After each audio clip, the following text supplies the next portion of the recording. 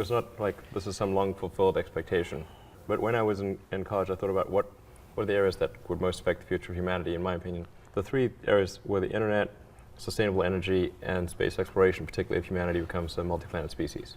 You know, there's kind of like a pretty substantial bifurcation in our sort of future if we're either out there among the stars on multiple planets or if we're confined to Earth until some obviously eventual extinction event. Yeah. Not that I'm pessimistic about life on Earth. I mean, I think some things are likely to be good. But even more likely to be good by far. Yellowstone's due for an explosion every several right, hundred thousand. Exactly. Sandra knows about that. I know exactly what you're talking about. Exactly. So we read the same books, I can right, tell. Absolutely. Yes. I mean, something bad is bound to happen if you give it enough time. Civilization has been around for such a very short period of time. You know, these timescales seem very long, but on a evolutionary timescale, they're very short. Yeah. A million years on evolutionary timescale is really not much. You know, Earth's been around for 4.5 billion years. Yeah. I mean, can you imagine if human civilization continued at anything remotely like the current pace of technology advancement for a million years? Where would we be? I think we're either extinct or on a lot of planets. Yes, we should. Those are the two options. But given that, I mean, one, that's kind of as epic as one can think about things, I mean, literally. How did you make that concrete? How does that turn into SpaceX, Tesla, and PayPal? So I thought about these things kind of in the abstract, not from the expectation that I would actually have careers in those arenas. But I wanted to be involved in at least one of them. At first, I thought the best bet was going to be electric cars. Yeah. And so the area that I was studying was advanced capacitors. Right? So essentially capacitors that have an energy density exceeding that of batteries. Because they have a very high power density, but a low energy density. Yeah. So if you could make a capacitor that had anywhere near the energy density of a battery with this incredibly high power density and its quasi-infinite cycle and calendar life, then you would have an awesome solution for energy storage in mobile applications. Yeah. So that I was going to sort of work on that and try to leverage the equipment that was developed for advanced chip making and photonics to create ultra-precise capacitors at the molecular level. And this is when you were going to go into grad school? Yeah, you had a brief stint at Stanford. That's right. Yeah. At a PhD in applied physics? Applied physics, material science. Right. This is what you were, so even then you were thinking of kind of trying to do something in the space. Well, actually this was to work on energy storage solutions for electric cars. Yeah. And I'd actually worked at a company in Silicon Valley called Pinnacle Research, which did advanced capacitors. They were electrolytic capacitors, and they actually were pretty good. They had like the energy density of a lead-acid battery, which for a capacitor that's a big deal. But they used ruthenium tantalum oxide, and I think at the time there was maybe like 1 or 2 tons of ruthenium mined per year in the world. So it's not a scalable solution. Yeah. But I thought there could be some solid-state solution, say using chip-making equipment. That was going to be the basic idea. But it was one of those things where I wasn't sure if success was one of the possible outcomes. You know, and like it's difficult to bound that problem exactly and say, okay. So you're saying I felt like this was a destined failure, is another way to parse that sentence. But anyway, sorry. No, I didn't think it would fail, but I wasn't sure that success was a possibility. Okay, yes. You know, and generally it's desirable to figure out if success is at least one of the possibilities. Right, exactly. Because for sure failure is one of the possibilities. Yes. But ideally you want to try to bracket it and say success is in the envelope of outcomes. Yeah. And I wasn't quite sure if that was the case. I mean, I think success on an academic level would have been quite likely. It could have been one of those outcomes where you add some leaves to the tree of knowledge. Yeah. Okay. Yeah. And that leaf is, nope, it's not possible. Right. Like, right. There goes 7 years of my life. So that was one path, and I was prepared to do that. But then the internet came along, and I was like, okay, the internet. I'm pretty sure success is one of the possible outcomes, and it seemed like I could either do a PhD and watch the internet happen, or I could participate and help build it in some fashion. Like I just couldn't stand the idea of watching it happen. Yeah, yeah. So so I decided to put things on hold and start an internet company. We worked on like publishing software, maps and directions, Yellow Pages, kind of things. We had as investors and customers the media companies, so like New York Times, Knight Ridder, Hearst. And this was just at the early stages. I mean, this was like late 95. 95. Oh, so it's really early stages. That's really out the gate. Yeah. Yeah, absolutely. Yeah.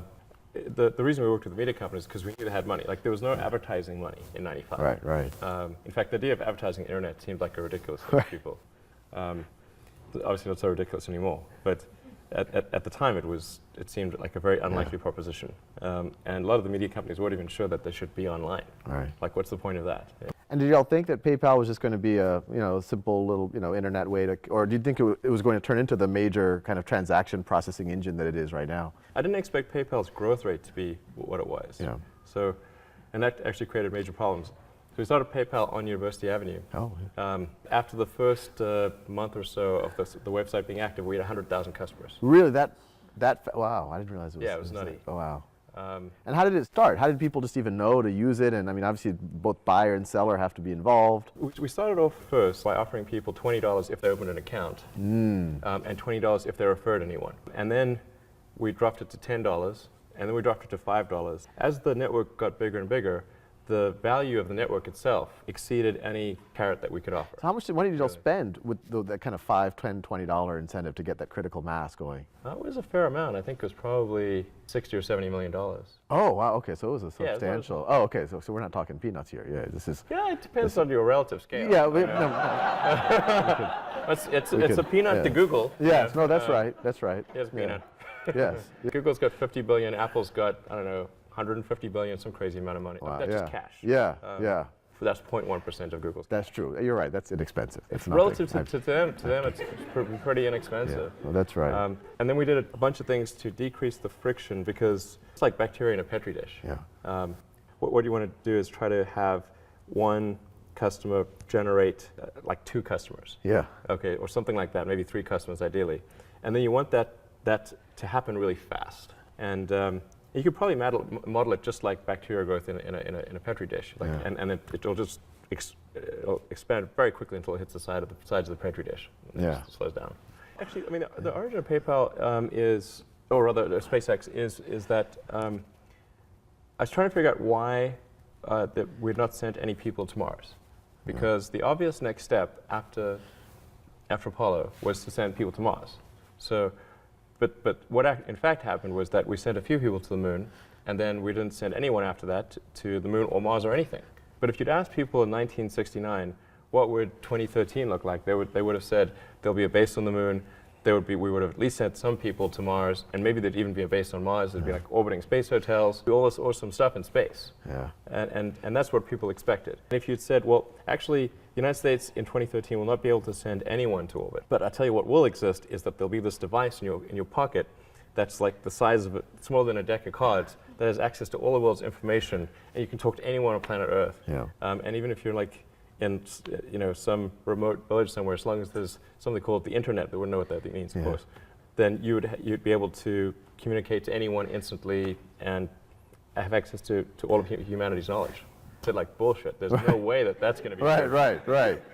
And yet we all have that, and space is not happening. So I was trying to figure out like what was the deal here, and this was like 2001. And it was just a friend of mine asked me what I'm going to do after PayPal. And I said, well, I've always been interested in space, but I don't think there's anything that an individual could do in space because it's the province of government, and usually large government. Yeah. But I'm curious as to when we're going to send someone to Mars. So I went to the NASA website, tried to figure out like where's the place that tells you that, and I couldn't find that. So I thought, well, like either I'm like bad at looking at the website, or they have a terrible website because surely there must be a date. That should be a big date. Yeah. Yeah, it should be like this should be on the front page. And then I discovered actually that NASA had no plans to send people to Mars, or even really back to the moon. Yeah.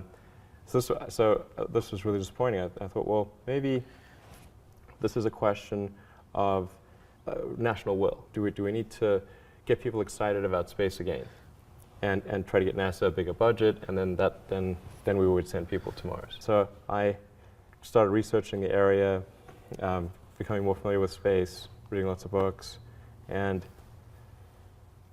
came up with this idea to do something called Mars Oasis, which was to send a small greenhouse with seeds and dehydrated gel. That upon landing, you hydrate the gel. You have green plants on a red background, and the public responds to precedents and superlatives. Yeah. So we're the first life on Mars, the furthest that life's ever traveled, and you'd have this money shot of green plants on a red background. Yeah. So that seemed like it would get people pretty excited. So I started getting into this and trying to figure out, okay, well, can I build the spacecraft? Because I had some money as a result of PayPal, but it had to fit within that budget. And I figured we had to do 2 missions because if we only did one and it failed, then it might have like the opposite effect. But you were willing to bet the farm, so to speak, on this. Yeah, I figured like I was willing to spend half the money that I got from Yeah. PayPal with no expectation of return. Right. Because I thought this was just something that was pretty important, and it seemed like I could spend half the money on PayPal on this, and there'd be, if that got NASA a bigger budget and resulted in us going to Mars, that would be a pretty good outcome. And when your friends came or your family came up to you and said, look, there's nations that can't do this, you're a guy, but you have some resources, what did you say or do or think? Well, so I had a lot of friends of mine try to talk me out of starting a rocket company because they thought it was crazy, and one friend of mine made me watch a video of rockets blowing up. And there were just lots of people that thought it was a really crazy idea, and there was some people that had tried to start rocket companies, not succeeded.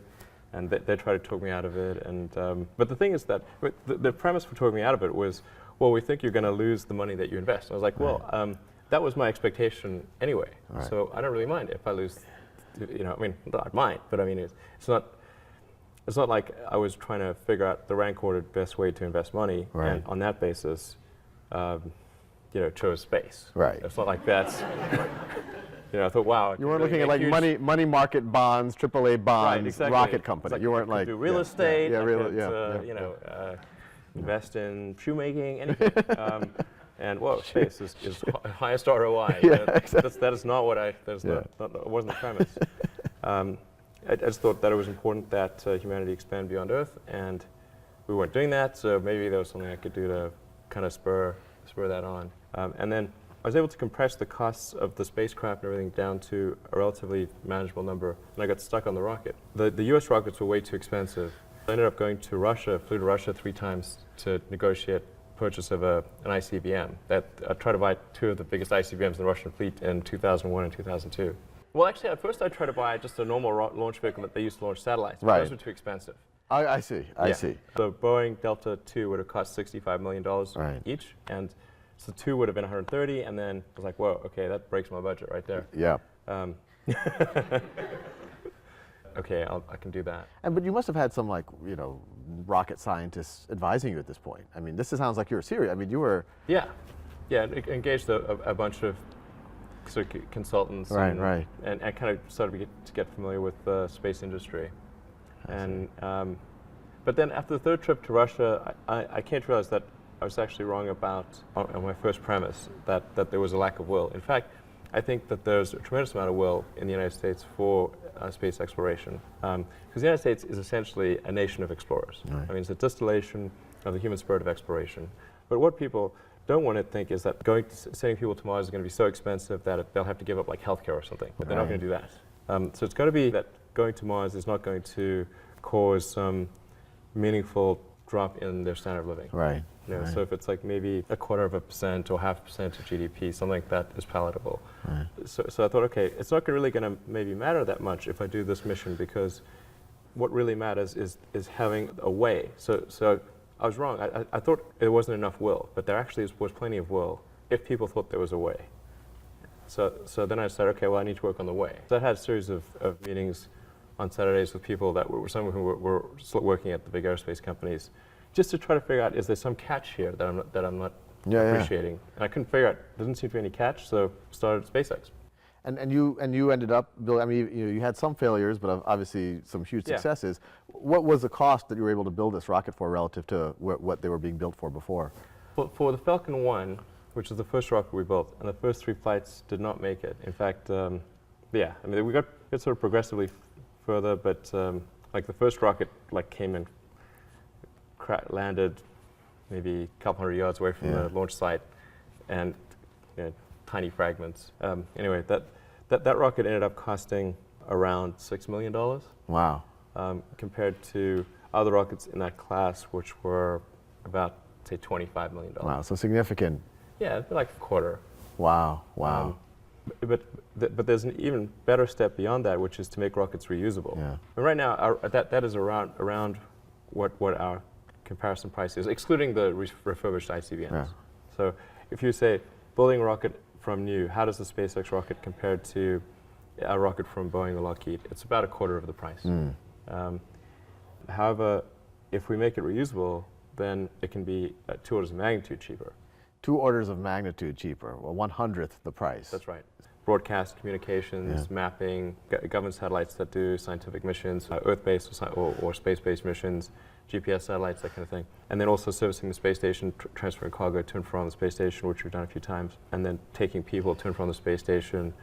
So we've got to service the Earth-based needs to launch satellites, and that pays the bills. Yeah. But in doing that, keep improving the technology to the point where we can make full reusability work, and we have sufficient scale and sophistication to be able to take people to Mars. Wow. You know, this is something that GM and Toyota and these massive multi-billion-dollar organizations have been trying. You know, what gave you the confidence to kind of pursue it? And now that it seems to be a huge success, where do you think this industry is going to be in the next 5-10 years?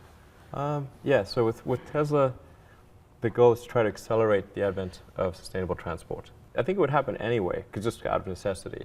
Yeah. But because we have an unpriced externality in the cost of gasoline, we weren't pricing in the environmental effects of CO2 in the oceans and atmosphere. That's causing the normal market forces to not function properly. And so the goal of Tesla is to try to act as a catalyst to accelerate those sort of normal forces, the normal sort of market reaction that would occur. We're trying to have a catalytic effect on that. Yeah. And try to make it happen, I don't know, maybe 10 years sooner than it would otherwise occur. That's the goal of Tesla. So that's the reason we're making electric cars and not any other kind of car. And we also supply powertrains to Toyota and to Mercedes and maybe to other car companies in the future to accelerate their production of electric vehicles. So what usually happens is people underpredict it in the beginning because people tend to extrapolate on a straight line, and then they'll overpredict it kind of at the midpoint, and because there's late adopters, and then it'll actually take longer than people think at the midpoint, but much shorter than people think at the beginning. Yeah. But I'm pretty excited about how things are going. It's in fact, I think that the pace of technology improvement is in energy storage, electric energy storage is really moving faster than anyone thinks. Well, I guess maybe another 15 minutes. Oh, okay. So I'll finish with one last question, then we'll open it up. I mean, what advice do you have for us at Khan Academy? I mean, you guys seem to be doing really great. So yeah. I was wondering if you had advice for me. No, well. I mean, it seems like you're doing an amazing job of really super leveraged. You know, I mean, obviously a small team, and you're having a dramatic effect on. Yeah, half these people don't even work here. They're just like, so like it's even, yeah. Right. It's right. So it's I think very impressive thing you're doing to spread knowledge and understanding, throughout the world. The universe soon. Throughout the universe, if you hold up your end of the bargain. Yeah. I mean, it's actually kind of funny. If you think of what is education, you're basically downloading data and algorithms into your brain, and it's actually amazingly bad in conventional education because it shouldn't be this huge chore. So you're making it way better. I think a lot of the things that I would say you've probably heard 100 times, and in effect are if not doing. The more you can gamify the process of learning, the better. For my kids, I do not have to encourage them to play video games. I have to pry them from their hands, like crack. Yes. It's drop that crack needle. Yeah. You have that problem at your house too. Yeah, yes. exactly. The crack is addictive. So to the degree that you can make somehow learning like a game, then it's better. Well, you have to say people I think don't stand back and say, well, why are we teaching people these things? And we should tell them probably why we're teaching these things. Because a lot of kids are just in school kind of puzzled as to why they're there. And I think if you can explain the why of things, then that makes a huge difference to people's motivation. Then they understand purpose. So I think that's pretty important, and just make it entertaining. But I think just in general, conventional education should be massively overhauled, and I'm sure you very much agree with that. But the short term, money coming in, or investors. Unfortunately, one does have to be focused on the short term and money coming in when creating a company, because otherwise the company will die. So I think that a lot of times people think creating a company is going to be fun. I would say it's not. It's really not that fun. I mean, there are periods of fun, and there are periods of where it's just awful. And particularly if you're the CEO of the company, you actually have a distillation of all the worst problems in the company. There's no point in spending your time on things that are going right. So you only spend your time on things that are going wrong. And there are things that are going wrong that other people can't take care of. So you have like the worst. You have a filter for the crappiest problem in the company, the most pernicious and painful problem. So I wouldn't say I think you have to feel quite compelled to do it. I don't want to diminish I mean, I think the profit motive is a good one if the rules of an industry are properly set up. So there's nothing fundamentally wrong with profit. In fact, profit just means